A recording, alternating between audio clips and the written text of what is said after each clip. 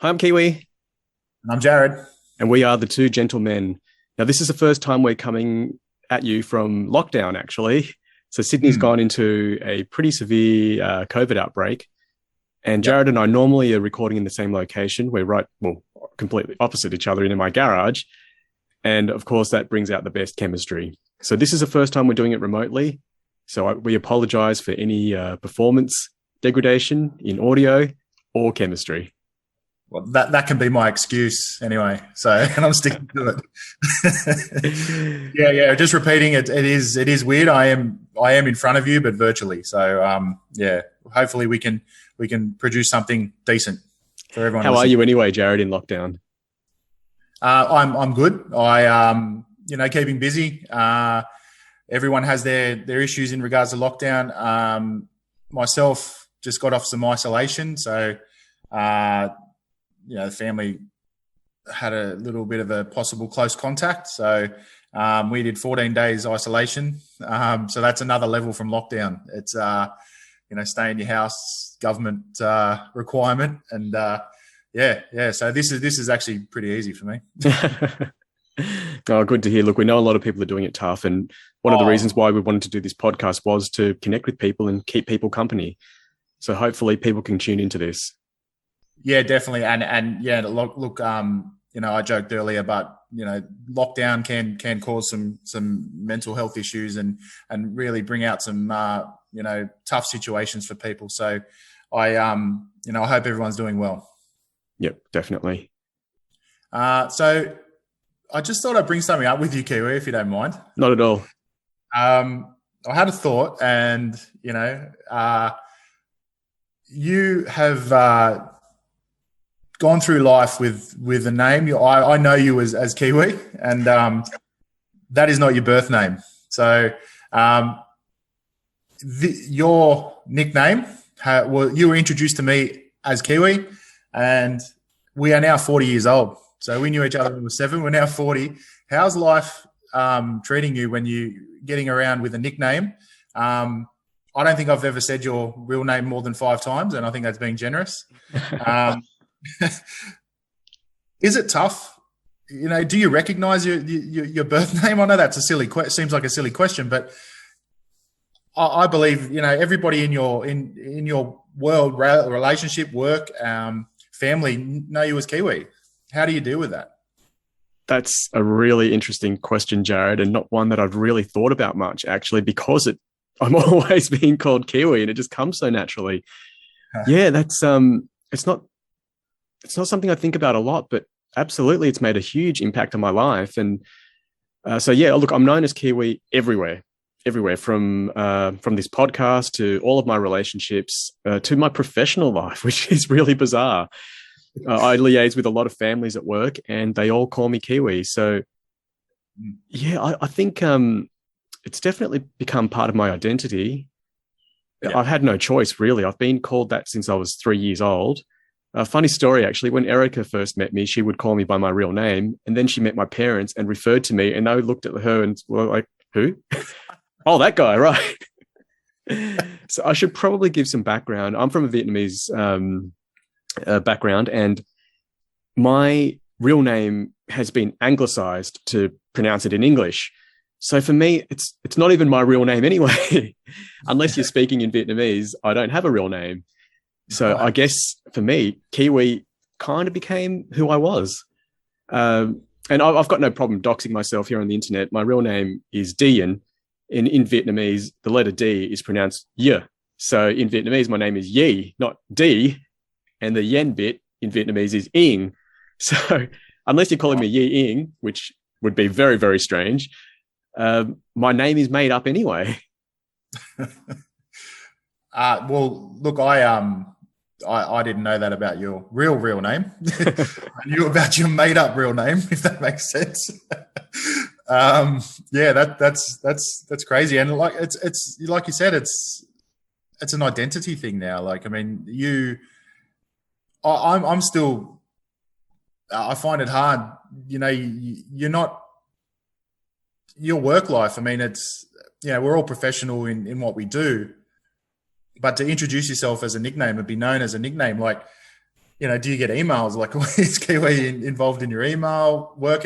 Like it's just a strange thing. And I've known people that, not to this degree, you're actually probably the highest level of this degree, but I actually know people who I've rarely said their name, but it's usually under a guise of something. So, it might be, with my footy mates, I'm known as this, or with my workmates, I'm known as this, but professionally, I'm still known as Jarad. Like I have had that in with a particular circle where people knew my nickname and then didn't know my real name, but entire life that every aspect of your life is you're known as Kiwi. And I mean, that's just phenomenal. I don't know where else to go with it, but I just think it's, people would have nicknames and have to live with, what someone's, we all live with what someone's called us, but someone's made that name up at a point. And for you, it's twofold. This is your second fake name. Yeah, exactly. Second fake name. That's a good way to look at it. I guess I've grown into it and I've become really used to it.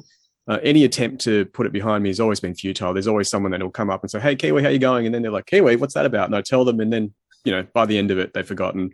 Also, my real name, it's always mispronounced. Even when the anglicized version, Dion, whenever I introduce myself, it becomes Dion within the next, 30 seconds. And, I've got to the point where I don't correct people anymore because it doesn't bother me. Whatever, as long as you're calling me. Yeah. But something that Erica pointed out is the most powerful thing you can say to anyone is their name.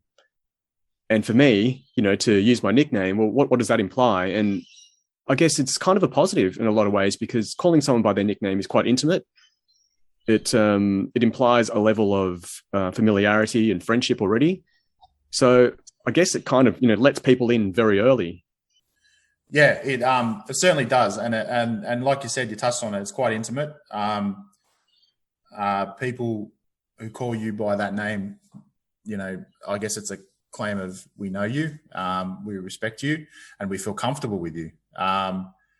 Because I mean, Kiwi for me just rolls off the tongue. So it's and I didn't know, the origins of it. I didn't know until, I mean, it's not a crazy story or anything, but the origins of it, I didn't know. I just called you Kiwi until we were like 15 years old. And I was like, oh, why do people call you Kiwi? And then, you told me. So, So anyway, I just thought I'd touch on that. And I'm sure people live with nicknames. I don't know. Some people might not like their nicknames, and that would be a tough thing. But yeah, it's you're always known to me as Kiwi. So if you want me to change that, I don't know if I can. Not at all. And look, even my parents call me Kiwi. It would be bizarre if they called me anything but. It's quite nice. But look, it really gets me thinking now, Jarad, about, you mentioned identity earlier, and how we see ourselves. And for me, it was kind of a way to interface with a different culture. Being here, I'm from a Vietnamese background, as I've said already. Growing up in Australia in the 80s, my brother and I in particular, and my sister really, we wanted to be Australian. That was the thing. And I guess for me, this was a very helpful way to give me a nickname, to a whole new way to interface with this very ethnic looking person, and to grow into a new Australian identity. Unfortunately, that comes with its pitfalls as well, because my Vietnamese isn't very good at all. But it definitely brings up elements of what every new Australian goes through, which is finding your feet in a new country. There's people with you look at the Pacific Islander communities, the amount of times their names are mispronounced. There's so many playing in the NRL, and I remember someone made fun of them, and it came up as oh look, that's actually offensive. And I guess if you've never been in that situation, you wouldn't know how important it is to get someone's name right. Yeah, and even you, like Jarad, doesn't have a conventional spelling. So most people spell your name wrong, I imagine, with an ED at the end. Yes. Short answer to that last statement. My issues with that are minute compared to what people go through when coming into other countries, but into a new country. But basically, my name is spelt many, many, many ways, and it's always funny, like at the end of sporting seasons, or when I was a kid, you'd always get a trophy or a certificate or whatever. And these are people that I've known for many years, and every year the same club still spells it differently. Like, I can probably count. I can probably count on my one hand how many times people actually got it right. And like for me, I think the way that my name is spelled, like Jarad is spelled, is unusual compared to, sometimes there's double R's and O's and A's and Y's and, one R and E, and like there's so many ways. But like I said, it's minute and a small issue when it comes, first world problem when it comes to people going through what they go through coming in. And touching on the NRL, the rugby league competition you mentioned, there's a lot of Polynesian players in that competition, and I've noticed the names changing. So, last year someone was known as, like, their last name was pronounced this way, and then the next year it's pronounced another way. It's like maybe the commentators have been told that it might be offensive the way you're doing it, or our family is not known as that, and because everyone's got such strong family values, and it's names that, like we said with a nickname, it defines you. So obviously your last name, means a lot more too. So yeah, it's interesting. Definitely. And when it comes to your family name, you're representing your whole family, your whole tribe, your whole country, perhaps. So I think it's really important to get people's names right. Now, just to go into it a bit deeper, with a Vietnamese name, I don't know if it's for every Vietnamese name. I don't even get it, actually. But my whole family, all of the three of us kids, our official names are prefixed with my dad's first name. So my name is Phuc Yi Ing Chow. My sister is Phuc Na Wing Chow. My brother is Phuc Ven Ing Chow, right? If you write it all out in Vietnamese, that's what it says on our naturalization papers. And that was never a problem when I was in primary school. The school still registered my name as Dian, and it didn't have the Phuc bit in front of it, which, as you can imagine, can be pretty embarrassing when you're a kid and you're trying to fit into Australian society. You probably couldn't end up with a worse name. And when I got to high school, the registration papers ended up being Phuc. So when they called out the class, called out everyone's names and assigned you in the classes, they called out Phuc, and it didn't register with me. So I went to the wrong class. And then when they finally found me, it turned out, I was registered as this. So then that cat was out of the bag, and I had to explain that to people. And I guess, at that point in my life, being a 12-year-old kid, I wanted to fit in, and that certainly wasn't a cool thing. Now I can own it. I've done some stand-up comedy and I've incorporated that into it. And I definitely love it now. But at the time, geez, it was not fun. At 12, and just call me Kiwi, would you? I can definitely see why at certain points in your life you're stuck with Kiwi, but as life goes on, it's interesting to know, as a 40-year-old or over 40 now, I still call you Kiwi, and my girls, they think it's hilarious, like, with all, kids' innocence, they're just like, oh, Kiwi, like they got this, like, sort of like expecting, like a, I don't know what they're expecting, but like I'm going to have a Kiwi's house, and they're like, oh, Kiwi, and they run around, and they they love your name. So. Well, whatever they were expecting, I doubt it was a 5'3" Asian man. I don't know. But look, I suppose the whole experience has brought up a lot for me, just with you asking about it now, and just thinking the whole ethnic experience, the whole migrant experience, being a new Australian, and especially my background. I was born in a refugee camp, and when people ask, where are you from? Well, I was born in Indonesia, but my parents are Vietnamese, and I always have to explain, I was born on the way here. And they're like, oh, what happened? Well, my parents were boat people. And so were my brother and sister. I didn't have the same experience, but I was born in a refugee camp. So there's a whole bunch of, I don't mean to use this word offensively if there's any other refugees listening, but, the whole illegitimacy of being a refugee. So, I look at my kids, they're born in Australia. They were born in the same room, not just the same hospital, but the same room. And it's all actually the same hospital as their mother. Wow. And compared to me, I was born in a refugee camp. I don't have a birth certificate.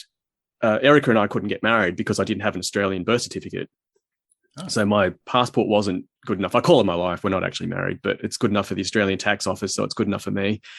Um, but so there's a whole lot of other things that go along with it, and anyone who's got any roots in a country, if you can name your whole ancestry, I really think that's such a great privilege you've got there. And I hope you know how lucky you are, because, I'm kind of just flapping in the wind here. And I don't, there's no insecurity about it at all. But there was definitely a feeling of illegitimacy growing up, that not that I didn't belong, but just not having official things.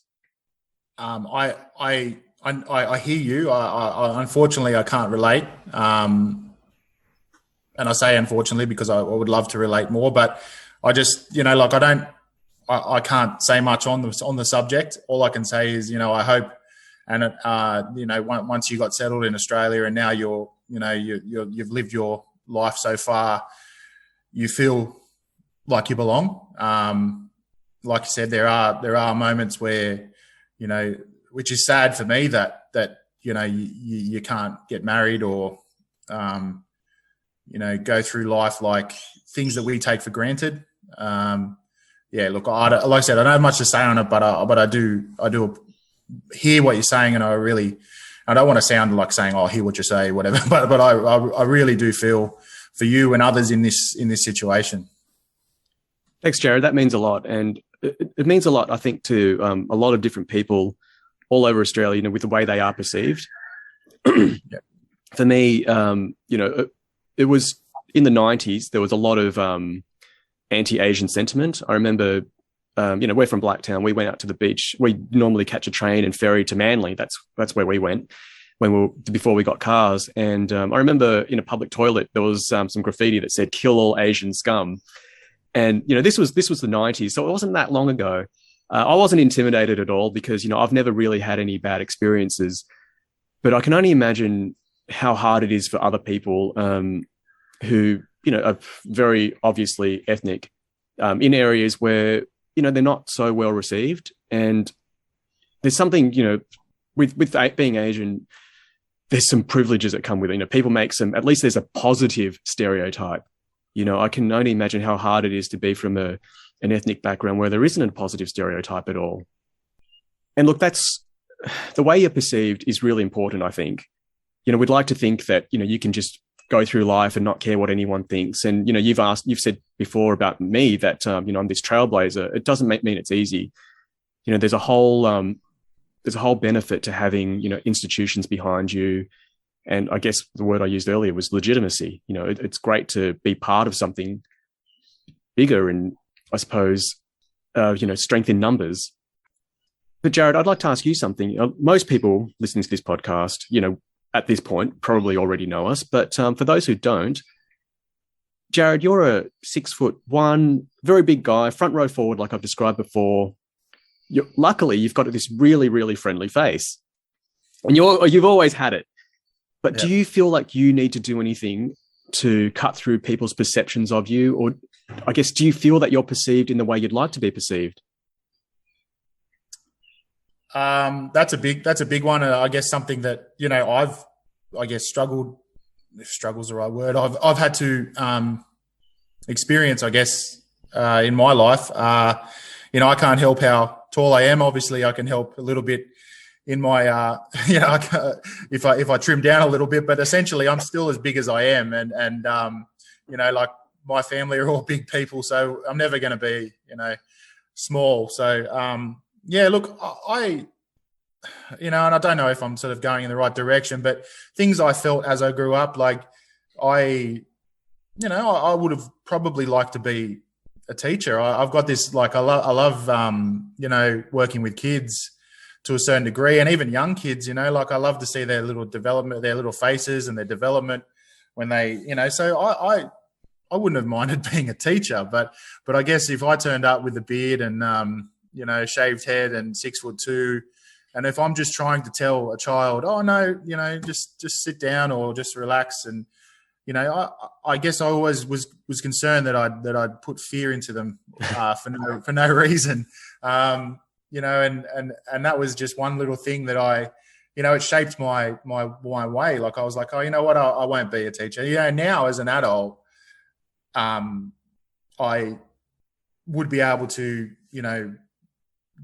teach in a way or show myself in a way that I wasn't being, aggressive or forceful. But, kids react to the size of you. Like that's the first thing they see. There's no, that's just a animalistic sort of a thing. They see this big thing and they, I call myself a big thing, but essentially they see this big, massive human and they make that decision like, oh, this is scary, or this person is a big monster, so that's just when we're early, in our development. And I've had to work on that through my, I'm conscious of that when I'm, especially now I've got kids. So, like we do socialize with other people with kids and it's weird. Some kids just are drawn to me and they won't leave me alone, but then you can see the fear in other kids' eyes until they actually get comfortable. And I've probably gone a little bit sideways with that, but to me, that's something I've had to deal with in my life. It's I don't know if I answered. Sorry, I was trying to work out if I said it, if I answered what you asked, but yeah, hopefully I did. Definitely, you've given me a lot of insight about just how important it is to be to see people as they really are. I suppose, like you felt as you're growing up that people wouldn't get to see the real you because of your appearance. Yeah. And another thing I will, I guess, touch on being the strength and the size, having the strength I have. Not saying I'm bloody Wolverine or something or Superman, but being a stronger person and working on my body to be the best footballer I could be. I gained strength and I had a lot of natural strength because of my size and my family, my genes, I guess. So I think one thing that stands out to me was my dad said to me when I was younger, you don't know your own strength. You're too young to kind of realize how strong you are. And now as a dad, I kind of understand, like the last thing he would want would to me just to, fly off the handle and give someone a whack on the chin or something. Not that I ever did that, but to do that, you see that all the time with adolescent boys, and they just fly off the handle and do something physical. If I did that to someone who's half my size, that could really do some damage. And then on the other end, Dad always said, and I referred back to Dad, but that's obviously that's who taught me. He said that, like things, sometimes people see the size of you and might think, oh, I'll equalize that with a baseball bat or, things like that. So I was always conscious of, I guess, not trying to be over aggressive in any manner. And I used to get in trouble for that on the football field. Yeah. I used to be told I was never aggressive enough. And we touched on that in one of the first episodes where, you go on the sport field and you live life a certain way and then you've got to go onto the field and then, give something all you got and whack someone with everything you've got. It's very confusing. But as a teenager growing up, it's I definitely had that in mind, those sort of things. Yep. That's a great answer, Jarad. Thank you so much for that. Something that a lot of people don't know about you actually is because, they see your size, and I'm talking exclusively on the football field or actually on the basketball court as well. You are so skillful. You could have been the next Stephen Larkham. If people don't know who that is, he's probably Australia's best modern fly half. But something most people don't know is that Jarad has amazing ball handling skills. And Jarad, I remember one game in particular, we had non-contested scrums. I can't remember what happened, but you were standing at fly half, and I just thought, why can't he be there all the time? Why does he have to be built like a loose head prop? That's the thing. And for me, it's like you were kind of wasted in a way. I mean, look, just to describe Jarad's talent on the football field, if anyone watches the NRL, there's a guy named Jason Taumalolo who makes 60-meter line breaks. Jarad was doing that every single game. It was unusual if Jarad didn't make a break like that. and you're a beast, but no one got to see, your cutout passes, your short balls. And I know that's just a tiny thing on the field, but to me, that really symbolizes how the rest of society must see people like you, like your brother, for example, who's I don't know if he's taller than you, but he's a huge guy with a beard as well. Drives a truck. I can guarantee you, people have certain perceptions of people who look like that. I won't say what those are, but I'm sure that there's many people who would never get to know someone like that and already make up their mind about them. And I know your brother since he was our ball boy when we were in under 15s, and he's a lovely guy. And I wonder how many people give others the chance to really get to know each other. Yeah, you said a lot there, and firstly, I'm blushing. Thank you. That reminiscing about all my cutout passes and my. Sorry if I went on too much. The laziness, I guess, took over, and that's why I didn't make it. But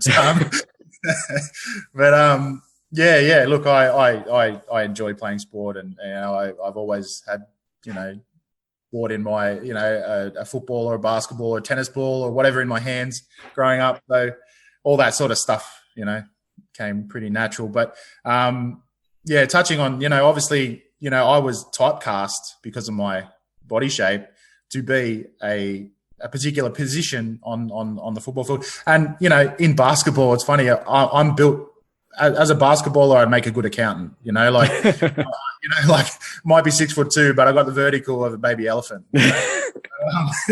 So I try my best, but I just work with what I got. And so I get typecast into particular positions or particular styles of play, and one of those on the football field is not really being that skillful. It's just being a something that's really strong and able to move forward and take a lot of hits. But there was a lot more to it, and that works out in life too. Like you said, like people judge books by book by their cover, and like you touched on my brother.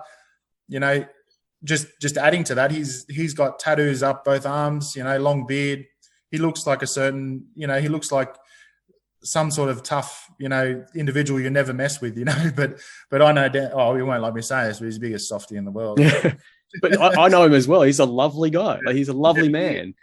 He is. And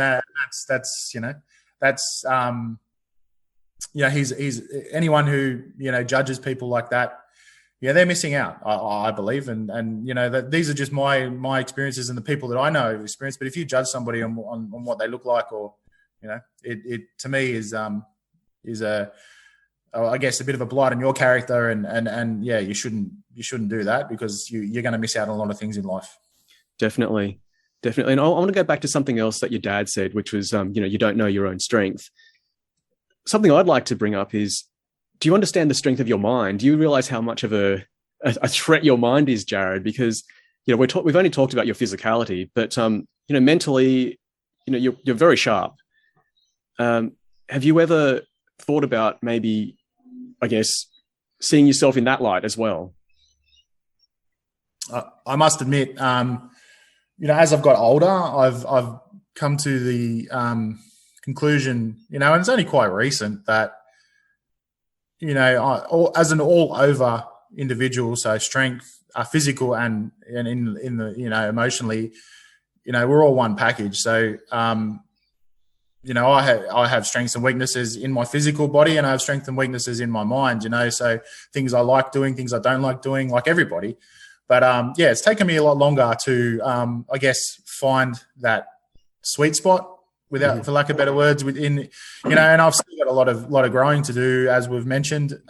We all do, but for me, I'm pretty comfortable where I am, emotionally. I have my moments where I don't back myself when I should, and we've had many conversations during pre-production of this podcast that, I've had to realize that, what I've got to say, someone might want to listen. So that's just a confidence thing, I think, and just being comfortable in selling yourself to a certain degree. I don't know if that's the right word, but it's just something I've kind of realized more recently than like I said, I've been always pretty confident with my physical, abilities, but it's harder. It's harder on the other end. And look, I've said this, doing this sort of thing with you, who I consider quite on the, quite intellectual, and I feel like I'm quite a little bit daunted in the fact of doing this with someone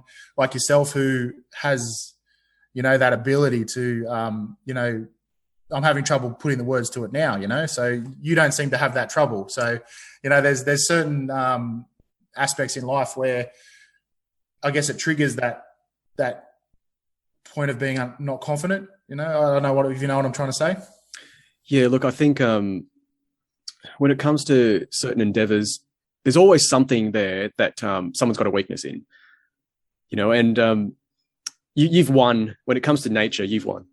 You've been out there in battle, you've been in combat, you've been on the field, you've been in the hunt, and you've come out on top. So there's no reason for you to not have confidence in that.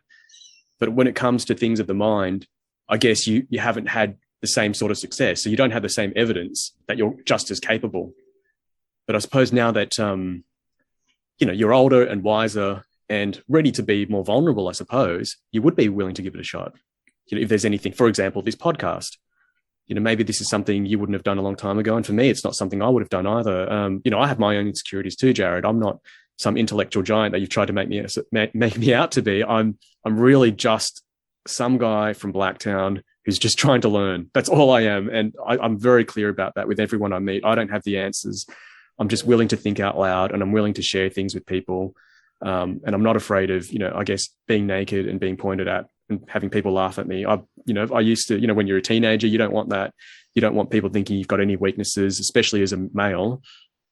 You don't want people to know that you call your mum mummy, or that you miss her or anything like that. Whereas now, gosh, I miss my mum all the time, and I love seeing the relationship my boys have with their mother and just how sweet and innocent it is. And I think it's, as we've got older, I'm just willing to be, I'm a lot more humble. I've been humbled by nature. I've been smashed so many times that I've got no choice but to just accept whatever the universe throws at me. But in your case, especially with this podcast that we're doing together, I've always felt that what we bring isn't any particular point of view. I don't think if we say anything that other people aren't thinking or aren't capable of thinking. I just think that we are sharing. That's all we're doing. We're just simply sharing, and we have a willingness to share. And to me, that, just to have that willingness in the first place leaves you really vulnerable. It's like approaching someone that you can fail, approaching anything in a way in which you can fail big time. It requires a lot of willingness to be vulnerable. So yeah, look, we've all got our, strengths and weaknesses with how we're going through this wonderful life. But I guess the important thing is we continue to, work on what we need to work on to become the person that we want to become. It's a constant, it's a work in progress, I guess what I was saying. And the experiences that we've all had and what, our listeners would have had, no one can take those away from us. No one can tell us that they didn't happen. It's what we take out of those experiences. And I always have this thought of experience the experience. I know that's just repeating the words, but really take in what you've just experienced. So if I can leave that for somebody, that that to me is what I try and live by lately. Yeah, I love that, Jarad. Thank you so much. No worries, buddy. Thank you.